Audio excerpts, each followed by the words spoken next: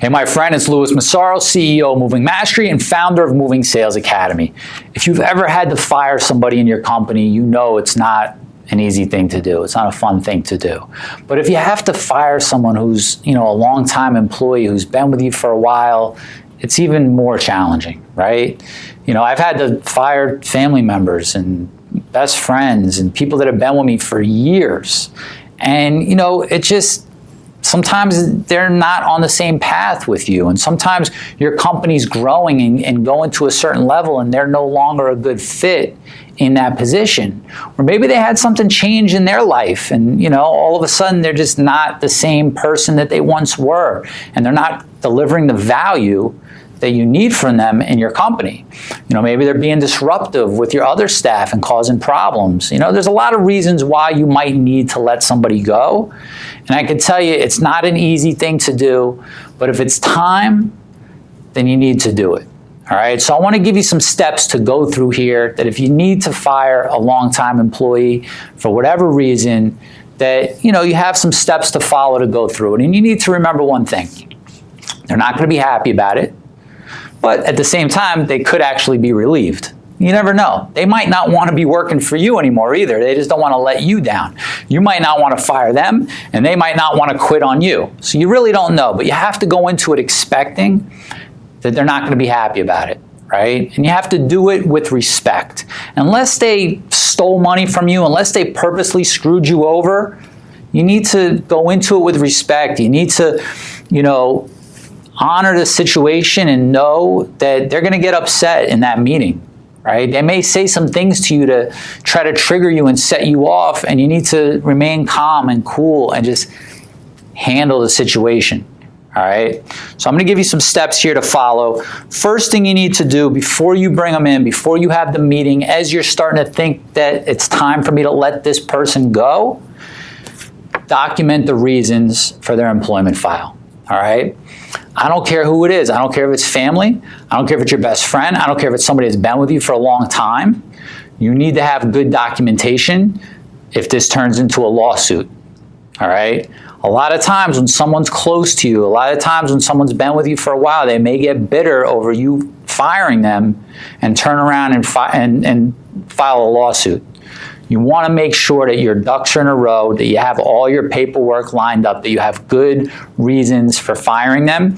In certain states, you want to make sure you know the laws in your states when it comes to firing, all right? You want to make sure that you have everything you need in the file to show if for some reason you do end up in court, you have reasons that you fired them, okay? This is for you before you even have a meeting with them to let them know that you're letting them go.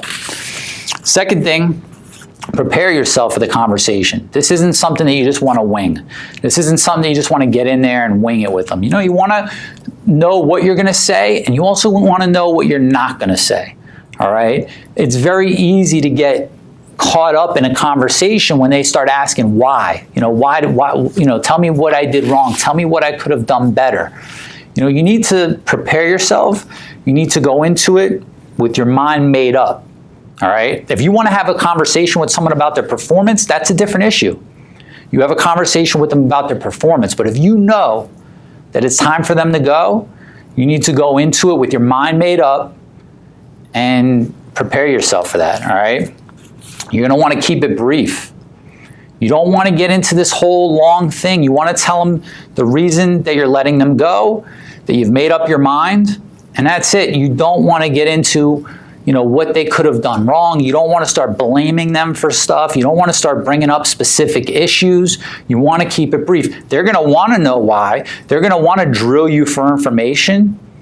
There's no benefit in that. There's no benefit in dragging out the conversation like that, all right? Make it brief, move on, be respectful. Allow them to resign, okay? If there's somebody that's been with you a while and they've, you just are going in separate directions and they're no longer needed for your company. And again, they didn't steal from you. They didn't do something to hurt you.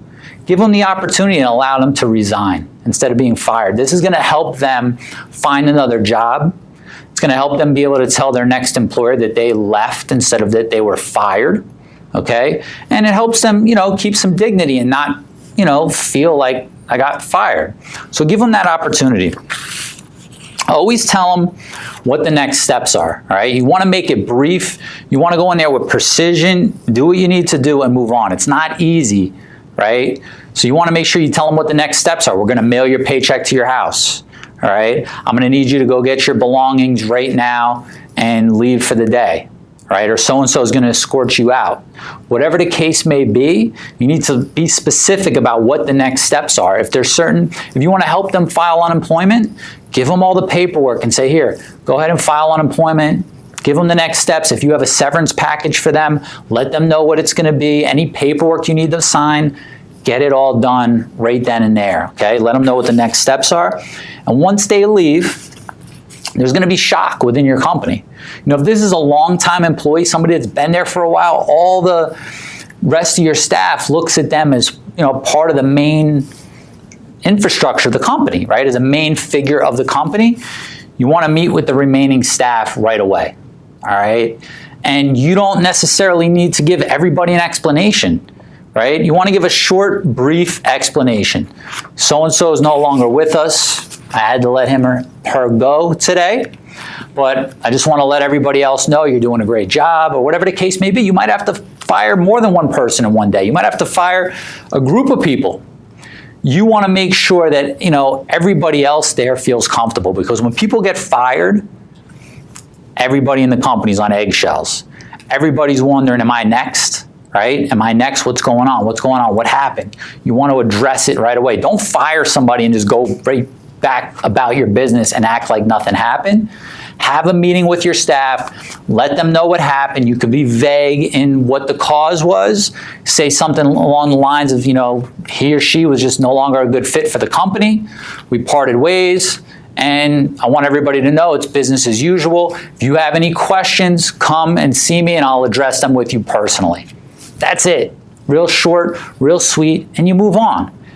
And what I've found is that you feel a lot better after you do this. Anytime that I had someone that I knew I needed to let go, and I procrastinated a little bit because it was hard, and I kind of avoided it a little bit.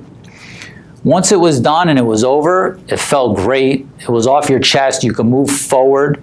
It really holds you down when it's every single day. You're like, I need to let that person go. How do I do it? How do I deal with it? So listen, I know it's tough. I know it's hard. I'm not encouraging you to just start firing people. But sometimes someone's not the right fit for your company. It's not a bad thing. If you have a vision for where your company needs to go, if you have a vision for the people that you need, and you have certain job descriptions that you need people to facilitate, and they're not doing their job, you need to let them go. People are either hurting you or they're helping you. It's very rare that somebody's like right in the middle, all right? And if they're right in the middle, chances are they're sliding to the side of hurting you, all right? So if they're no longer helping you progress to where you want your company to go and doing your job, and you feel like it's time, you need to do it. Follow these steps. I know it's hard, but you'll get over it. They'll get over it. They'll be better off. They'll find another job. They'll be fine, all right? It's not the end of the world. If you have any questions, as always, leave them in the comments down below. I'll be more than happy to answer them for you. Until I see you next week, go out there every single day, profit in your business, thrive in your life. I'll see you later.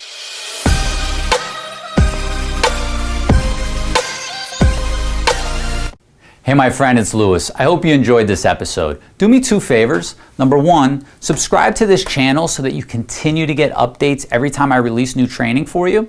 And number two, if you'd like to get ahead a little bit faster and become more profitable in your business, what I'd like to do is give you a copy of my 10 rules of a profitable moving company.